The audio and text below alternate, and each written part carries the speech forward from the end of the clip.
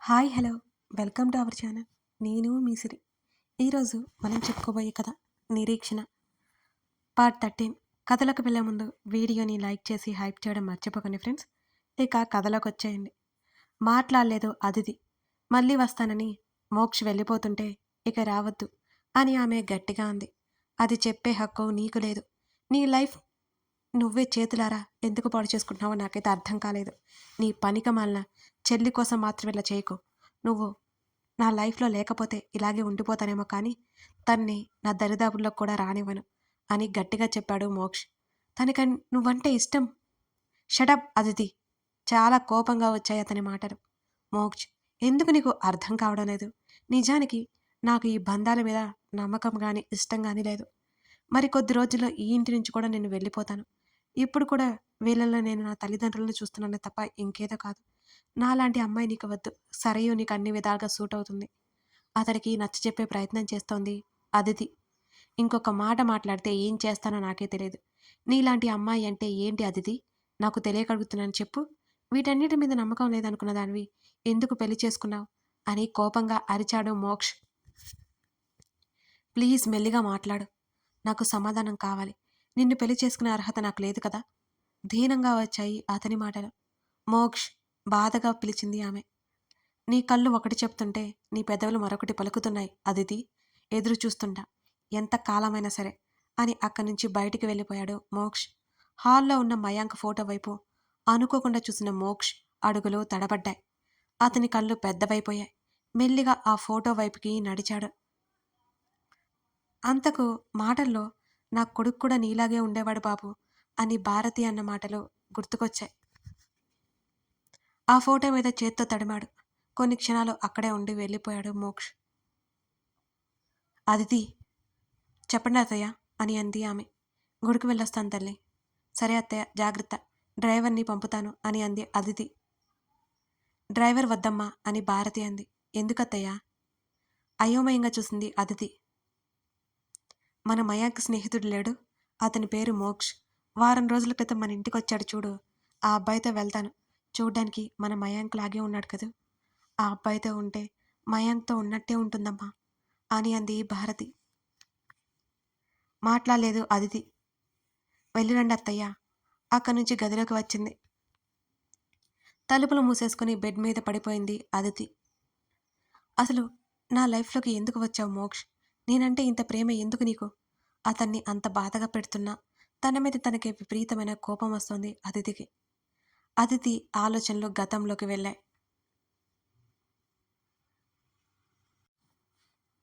మోక్షకి తన ప్రేమ తెలపకనే తెలిపిన రోజులు గుర్తుకొచ్చాయి.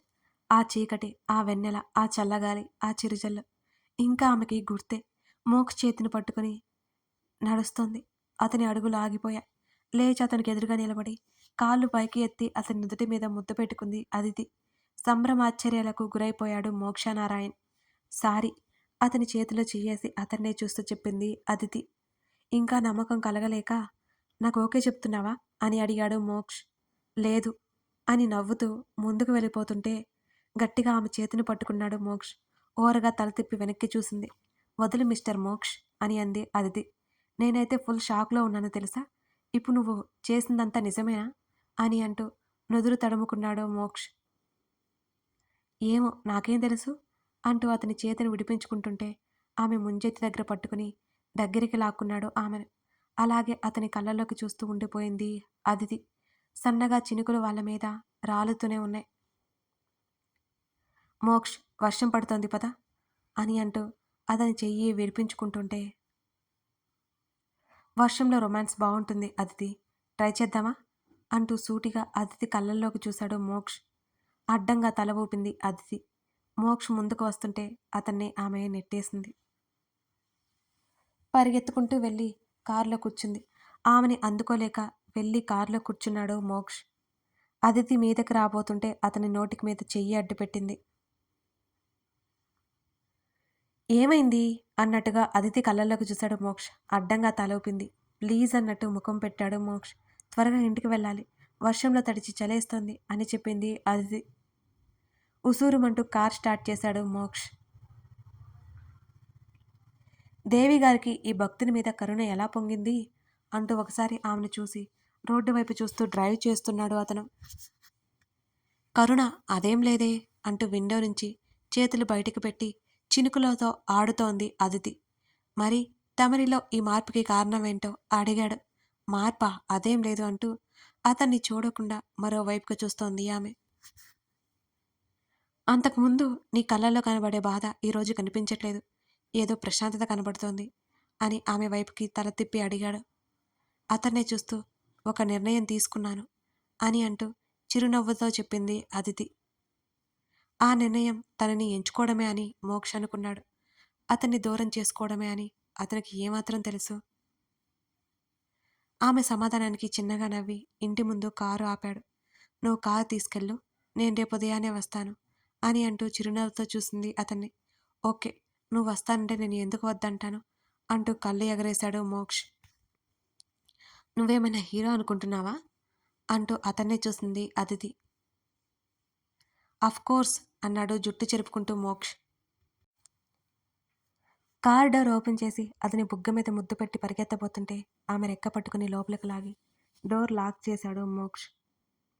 ఉలిక్కిపడి కంగారుగా చూసింది అదితి. ఇప్పుడు ఎక్కడ తప్పించుకుంటున్నావో అన్నట్టున్నాయి అతని చూపులు. మోక్ష్ ప్లీజ్ వదులు అంటూ బ్రతిమాలుతున్నట్టు ముఖం పెట్టింది ఆమె. అడ్డంగా తల ఊపాడు వదలను అన్నట్టుగా మోక్ష్. ప్లీజ్, నాకు ఇవన్నీ అలవాటు లేదు అంటూ అమాయకంగా ముఖం పెట్టింది ఆమె. అంటే నాకేనా అలవాటు నీతో? నీతో తప్ప నాకు ఎక్స్పీరియన్స్ లేదు. నీతో ఎక్స్పీరియన్స్ కావాలి అంటూ అతను ముందుకు వంగుతుంటే మోక్ష్ వద్దు వద్దు నాకు కంగారుగా ఉంది అంటూ వెనక్కి వాలింది అదితి. ఒకసారి ట్రై చేసి చూడు, అలవాటవుతుంది అంటూ ఆమె మీదకి వెళుతున్నాడు మోక్ష్. అతని శరీరానికి ఆమె శరీరానికి మధ్యలో అసలు ఖాళీయే లేదు. కంగారుగా చూసింది అతని వైపు. గ్లాస్ డోర్ పైకెత్తేశాడు. అతని చేతిని ఆమె చెంప మీదకి వేశాడు. వెచ్చగా తగిలింది అతని స్పర్శ. పరవశంగా అదితి కళ్ళు మూసుకుని పోయాయి. చలికి వణుకుతున్న ఆమె పెదవుల మీద మెల్లిగా పెదవులు నిలిపాడు మోక్ష్. ఆ టైంలో తను చేస్తున్నది తప్పో ఒప్పో అదితికి తెలియలేదు. అతని వెచ్చటి ముద్దుల్లో మునిగిపోయింది. అతని పెదవులు వదిలి ఆమె ముఖం వైపు చూశాడు. ఇంకా కళ్ళు మూసుకునే ఉంది ఆమె. నునుపుగా ఉన్న ఆమె మెడ మీద అతని చూపు పడింది. ఆమె కంఠం మీద అతని పెదవుల ప్రయాణం సాగింది. ఉలిక్కిపాటుగా గట్టిగా కళ్ళు మూసేసింది అదితి. ఇంకా కిందకి వెళ్ళిపోతున్న అతని పెదవుల ప్రయాణం దాటికి గట్టిగా అతన్ని నెట్టేసి ఊపిరి పీల్చుకుంటూ ఆమె లేచి కూర్చుంది. అతన్ని చూడకుండా కారు దిగి పరిగెత్తుకుంటూ వెళ్ళిపోయింది. అదితి ఫోన్ బ్యాగ్లో కారులోనే ఉండిపోయింది. తర్వాత రోజు ఎలాగో వస్తుంది కదా అని అప్పుడు ఇవ్వచ్చులే అనుకుని ఇంటికి బయలుదేరాడు మోక్ష్. చాలా అంటే చాలా సంతోషంగా. బైక్ తీసుకొచ్చుకోవడానికి మరుసటి రోజు మధ్యాహ్నం హోటల్ దగ్గరికి వెళ్ళాడు మోక్ష్. లంచ్ చేసి హోటల్కి వస్తున్న సరయుకి అతను కనిపించాడు. మోక్ష్ ఏంటి ఇక్కడున్నాడు అనుకుంటూ అతని దగ్గరికి వెళ్ళింది. హాయ్ నవ్వుతూ పలకరించింది సరయు. చిన్నగా నవ్వి బైక్ తీసుకుని అతను బయటకు వస్తుంటే నువ్వేంటి ఇక్కడ అని అడిగింది. అప్పుడే ఏకవచనంలోకి మారిపోయిన ఆమెను అంచనా వేస్తూ నిన్న అదితితో పాటు ఇక్కడికి వచ్చాను. వెళ్ళేటప్పుడు ఇద్దరం కారులోనే వెళ్ళాం. నా బైక్ ఇక్కడే ఉంది కదా, ఇప్పుడు తీసుకువెళ్ళడానికి వచ్చాను అని చెప్పాడు మోక్ష్. అప్పటి వరకు సరయు ముఖంలో ఉన్న నవ్వు ఒక్కసారిగా పోయింది. మిడ్ నైట్ మీ ఇద్దరు కలిసి వెళ్ళారా అని అడిగింది ఆమె. అవును అంటూ అక్కడి నుంచి వెళ్ళిపోయాడు మోక్ష్. అదితి మోక్ష్ దగ్గరవుతున్నారని ఊహించుకుంటుంటే నచ్చట్లేదు సరయుకి. విలియమ్స్ రోజు పెళ్లి దగ్గర పడింది.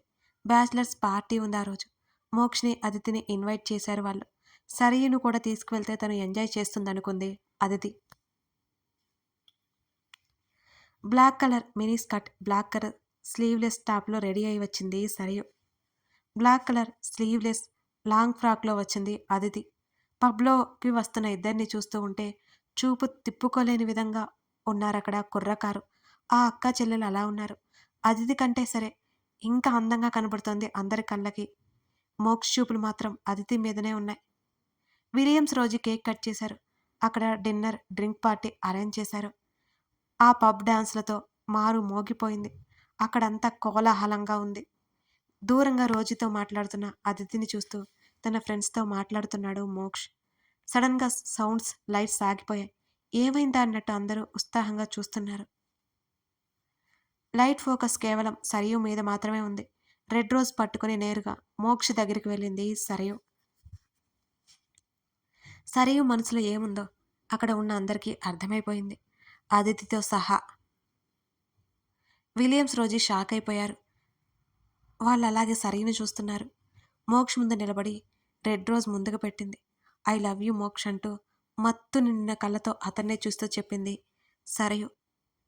ఏమాత్రం ఎక్స్పెక్ట్ చేయని అదితి షాక్తో బిగుసుకుపోయింది. ఆమెకు మోక్ష గురించి భయం లేదు. కానీ సరియు ఓటమిని ఒప్పుకొని మనస్తత్వం కల అమ్మాయి కాదు. ఇప్పుడు మోక్ష చేస్తే ఆమె తట్టుకోనిలేదు. అసలు విషయం ఏంటో కూడా ఆలోచించకుండా ఏదో ఒక ఫాస్ట్ డెసిషన్ తీసుకుంటుంది. మోక్ష్ సరియుని నొప్పించకుండా మాట్లాడితే బావుండు అని మనసులోనే దేవుణ్ణి వేడుకుంటోంది అదితి. మోక్ష ముఖం అప్పటికే ఎర్రపడింది. అక్కడ ఉండలేక బయటికి పరిగెత్తింది అదితి. ఒంటరిగా కారులో కూర్చొని సరయు కోసం ఆమె ఎదురు చూస్తోంది. అదితి కోసం వెతికిన మోక్షకి ఆమె కనిపించలేదు. మోక్ష్ నుంచి ఇంకా రెస్పాన్స్ లేకపోవడంతో ఐ లవ్ యూ మోక్ష్. అతని ఎదురుగా మోకాళ్ళ మీద కూర్చొని మరీ గులాబీ పువ్వుని మరొక చేతికి మార్చుకుని ప్రపోజ్ చేసింది సరయు. చుట్టూ ఉన్న అందరూ ఎస్ ఎస్ అని చెప్పమని ఎంకరేజ్ చేస్తున్నారు గట్టి గట్టిగా.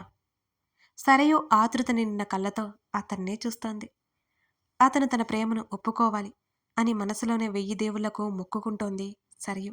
అందర్నీ సీరియస్గా చూసి ఆమె వైపు అసహ్యంగా చూసి అక్కడి నుంచి బయటకు వచ్చేశాడు మోక్ష్. కన్నీళ్లతో వెళ్తున్న అతని వైపు చూసింది సరయు. ఆ కన్నీళ్లు అవమానానికి గుర్తు, బాధకి కాదు. ఆమె కన్నీళ్లు మెల్లిగా పోయి సరయు ముఖంలోకి కోపం వచ్చింది. అదంతా అతిథి కారణంగానే అని ఆమె మీద పగబట్టేసింది సరయు. మోక్ష్ వెనకాలే బయటకు వచ్చింది అదితి. మోక్ష్ అప్పటికే అదితి కోసం వెతుకుతూనే ఉన్నాడు. అదితి కారులో ఉందన్న విషయం అతనికి తెలియదు. ఒకవేళ వెళ్ళిపోయిందేమోనని కంగారుగా బైక్ స్టార్ట్ చేశాడు. అదితికి కాల్ కలుపుతూ నేరుగా అదితి కారు దగ్గరికి వెళ్ళింది సరయు. అప్పటి వరకు స్టీరింగ్ మీద నుదురు ఆనించి దీర్ఘంగా ఆలోచిస్తున్న అదితి సరయు పిలుపుకి తల ఎత్తి చూసింది. కార్ డోర్ తీసి కారులో కూర్చొని వెక్కి వెక్కి ఏడ్చింది సరయు. ఆమె నుండి అటువంటి స్పందన ఎక్స్పెక్ట్ చేయని అదితి ఆశ్చర్యపోయి సరయు అని కంగారుగా పిలిచింది. అదితి హోటల్కి తీసుకెళ్ళు అని ఏడుస్తోంది సరయు. సరయు ఎలా ఓదార్చాలో అర్థం కావడం లేదు అదితికి. నేరుగా హోటల్ దగ్గరికి తీసుకువెళ్ళి హోటల్ ముందు కారు ఆపింది అదితి. ఫాస్ట్గా కారు దిగి హోటల్లోకి పరిగెత్తింది సరయు. సరయు పరిస్థితి చూస్తుంటే భయం వేసింది అదితికి. తను కంగారుగా సరయు రూమ్కి పరిగెత్తింది. అప్పటికే డోర్ లాక్ చేసుకుంది సరయు. ఇంకా ఇంకా కంగారు ఎక్కువైపోయింది అదితికి సరయును చూస్తుంటే. Sarayu please open the door, Sarayu please అని కంగారుగా డోర్ కొడుతోంది అదితి. అదితి నాకు బ్రతకాలి అని లేదు, నేను చచ్చిపోతాను అని లోపల నుంచి పెద్ద పెద్దగా ఏడుస్తూ చెప్పింది సరయు. గుండె ఆగినంత పని అయింది అదితికి. చెల్లిని జాగ్రత్తగా చూసుకుంటాను అని తల్లికిచ్చిన మాట గుర్తుకొచ్చింది. గట్టిగా పిలుస్తూ తలుపు కొడుతూనే ఉంది అదితి. అయినా సరయు తలుపులు తీయలేదు. సరయు నీ లవ్ని ఒప్పుకోవడానికి మోక్షని నేను ఒప్పిస్తాను అని గట్టిగా బయట నుంచి అరిచింది అదితి. లోపల నుండి సరయు ఏడుపు ఆగిపోయింది. వెంటనే తలుపులు తెరుచుకున్నాయి. కంగారుగా లోపలికి వెళ్ళి సరయు చెంప మీద కొట్టింది అదితి. ఉబికి వస్తున్న కోపాన్ని బలవంతంగా ఆపుకుంది సరయు. చెంప మీద చెయ్యి పెట్టుకుని ఏడుస్తూ చూసింది అదితి వైపు. చచ్చిపోతావా, ప్రేమ లేకపోతే చచ్చిపోతావా అని కోపంగా అడుగుతున్న అదితి మాటలకు గట్టిగా ఏడుస్తూ అవును చచ్చిపోతాను, మోక్ష లేకపోతే నిజంగానే చచ్చిపోతాను అని చేతుల్లో ముఖం దాచుకుంది సరయు. సరయుని అలా చూసి బాధగా అనిపించింది అదితికి. సరయుని హత్తుకొని ఓదార్చింది అదితి. అదితిని ముట్టుకోవడం కూడా ఇష్టం లేదు సరయుకి. ఎప్పుడూ తన తల్లి అతని గురించి గొప్పలు చెబుతూ ఉంటే అసలు నచ్చదు సరయుకి. చూడకుండానే ద్వేషం పెంచుకుంది ఆమె. ఇప్పుడు అదితి జీవితాన్ని లాగేసుకోవాలని చూస్తోంది సరయు. ప్లీజ్ అదితి, మోక్షని నీ ఫ్రెండే కదా, తను నాకు కావాలి, నువ్వే ఎలాగైనా ఒప్పించు అని దొంగ ఏడుపులు ఏడుస్తోంది సరయు. అదేది అదితికి తెలియదు. మోక్ష్ అదితిల ప్రేమ గురించి ఏమాత్రం తెలియనట్టు నటిస్తోంది. అదితి ఒప్పుకోవాలని ఆతృతగా చూస్తోంది సరయు. కథ కొనసాగుతోంది.